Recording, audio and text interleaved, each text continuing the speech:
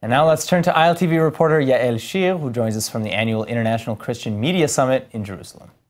The International Christian Media Summit is a 4-day event that brings together politicians, journalists, public speakers, and publishers from around the world for a dialogue on important issues related to Israel and the Christian world. A diversity of opinions on the panel, which was nice, but basically it hit on media bias against Israel. Many times in the international media now, Israel is portrayed as the aggressor. Even in Gaza right now, we have what I consider violent riots along the Gaza border, but many in the mainstream media, particularly in the West, call these peaceful protests. I have a much different view. When Hamas is instigating these riots and IDF soldiers are being attacked, I call that a violent riot. This year, the event took place in the Mamilla Hotel in Jerusalem from October 14th through the 17th.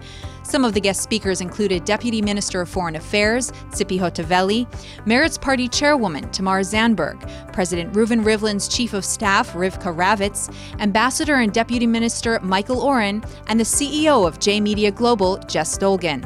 If viewers around the world only have access to mainstream news that refers to the land of Judea and Samaria as the occupied territories and the illegal settlements, and they highlight the Israeli bombing of Gaza, but forget somehow, magically, time after time, to remind us that preceding those attacks, hundreds of missiles were shot from Gaza onto Jewish settlements.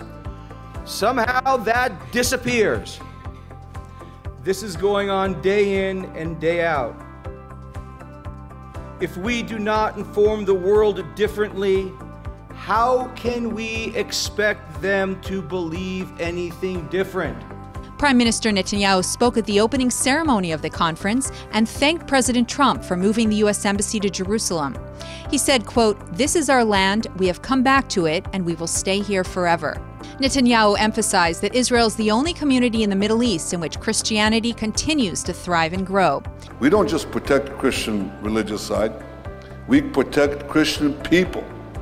Christians should enjoy all the freedom to worship as they please in the Middle East and anywhere else, and the only place in the Middle East where they can do so is Israel. Leaders from all political parties attended the convention and were excited by the interesting panels and ideas that were brought to the table. The people know Israel and know the truth about Israel and know Israel as closely as possible, so they have a more accurate idea about what Israel is.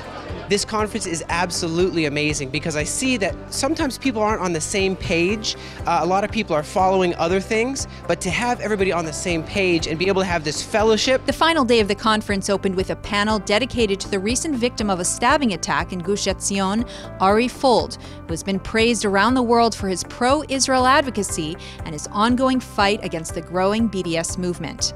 Ari Fold was a true hero. He stood up for everything that all of the people here who have come to this conference believe in.